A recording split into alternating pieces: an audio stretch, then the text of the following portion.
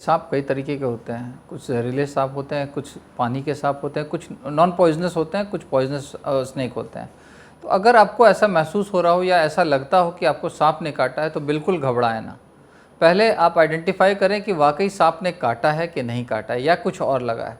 अगर आप कंफर्म हैं कि आपको सांप ने काटा है तो 2 दांत के निशान 1 सेंटीमीटर की दूरी पे 2 दांत के निशान आसपास देखें और उसको आइडेंटिफाई करें, किसी तरह उसको मार्क कर लें। अगर आप उसको मार्क कर लेते हैं तो आप कहीं भी जाएंगे अस्पताल में इलाज कराने के लिए या फिर किसी को दिखाने भी जाएंगे तो वो मार्क आइडेंटिफाइड रहेगा, तो चिकित्सक को या किसी को भी देखने में आसानी होगी, जिससे इलाज त्वरित होगा। और अगर आपको लग रहा है कि सांप जहरीला है, अगर आपको सांप कंफर्म है कि आपको सांप ने काटा है, तो आप तब भी परेशान ना हो। लोग पहले पुराने समय में लोग क्या करते थे, मिर्च का पाउडर लगा लेते थे, राख लगा लेते थे या पाँव को घाव को बांध देते थे।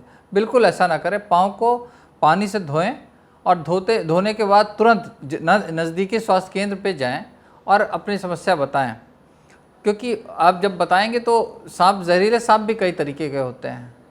अगर आप वहाँ जाएंगे, आप सही समय से पहुँचेंगे तो हो सकता है कि वहाँ पे उपस्थित चिकित्सक या टीम आपका परीक्षण करे, आपका खून का सैंपल लेके परीक्षण करे कि ऐसा तो नहीं कि वो सांप न्यूरोटॉक्सिक था या सिंपल नॉन टॉक्सिक स्नेक था।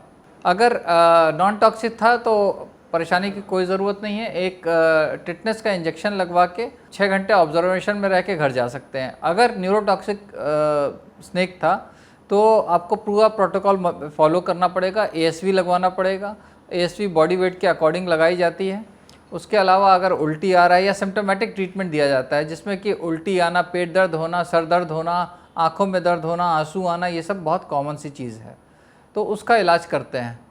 उसके बाद भी अगर आपको लगता है कि अगर पेशेंट को फ़ायदा नहीं हो रहा है तो उसको कृत्रिम वेंटिलेटर्स वगैरह का सपोर्ट देते हैं, ताकि उसको सांस लेने में कोई समस्या ना आए।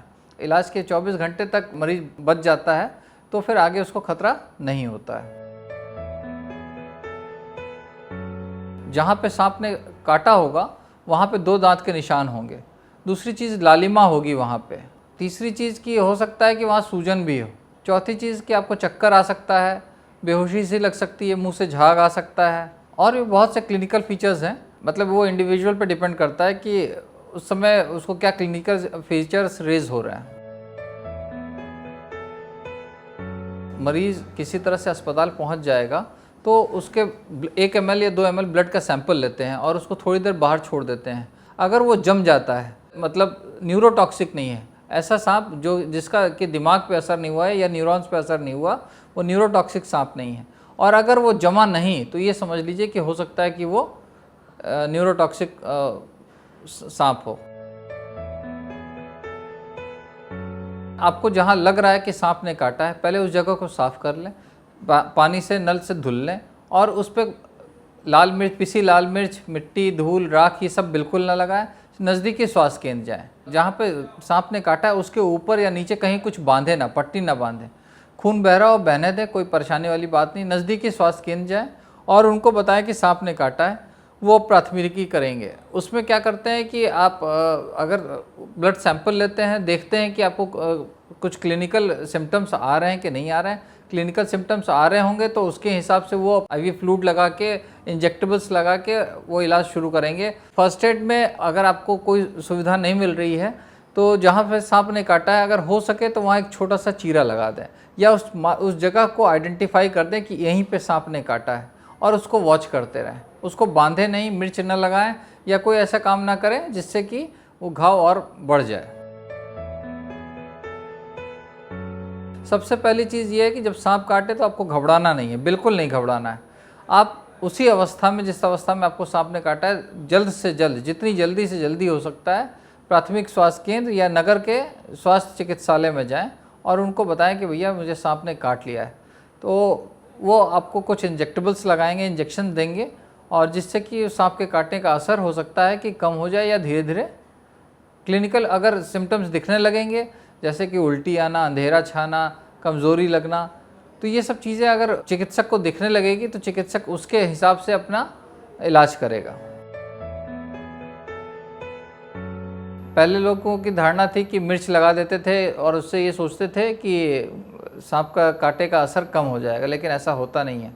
वो और इन्फेक्शन कॉज करने का कारण बन सकता है। और कभी-कभी लोग क्या करते थे कि ऊपर नीचे पाँव को जहाँ पे भी सांप ने काटा होता था बांध देते थे। वो बांधना बिल्कुल नहीं चाहिए, उससे कोई फ़र्क नहीं पड़ता है, क्योंकि अगर सांप काटेगा तो उसका जहर ब्लड में मिलेगा, और ब्लड आप रोक नहीं सकते बांध के, थोड़ा सा कम कर सकते हैं फ्लो, लेकिन आप रोक नहीं सकते हैं। कई बार ऐसा हुआ है कि लोगों का मानना है कि झाड़ फूँक करने से सांप का जहर उतर जाता है, हालांकि होता ऐसा नहीं है। वो उस बंदे की किस्मत सही होती है जिसको सांप ने काटा होता है, क्योंकि वो सांप जहरीला नहीं होता है, जिसकी वजह से लोगों को लगता है कि भाई सांप ने काटा ज़रूर था लेकिन इनको जहर का असर नहीं हुआ।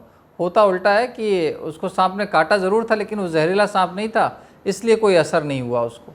और जहरीला सांप अगर काट ले और कोई झाड़ फूँक करवा दे तो वो बंदा तो मर जाएगा, तो फिर लोग यही कहेंगे कि भाई सांप बहुत जहरीला था, मर गया ये। इसलिए वहाँ ना रुक के नज़दीकी चिकित्सा केंद्र पे जाएं। सावधानी बरतें और कोशिश यही करें कि अगर कुछ ऐसी घटना होती है तो अपने विवेक का इस्तेमाल करें। सबसे पहला प्रयास ये होना चाहिए कि आपको अपनी जान बचानी है, और जान ऐसे बच सकती है कि आप शिक्षित प्रशिक्षित लोगों के पास ही जाएं, किसी अंधविश्वास वालों के पास न जाके किसी एक इंस्टीट्यूशन में जाएं, हॉस्पिटल में जाएं, चिकित्सा इकाई के पास जाएं, जहाँ पे कई लोगों के मत होते हैं और इलाज करने का अपना तरीका होता है।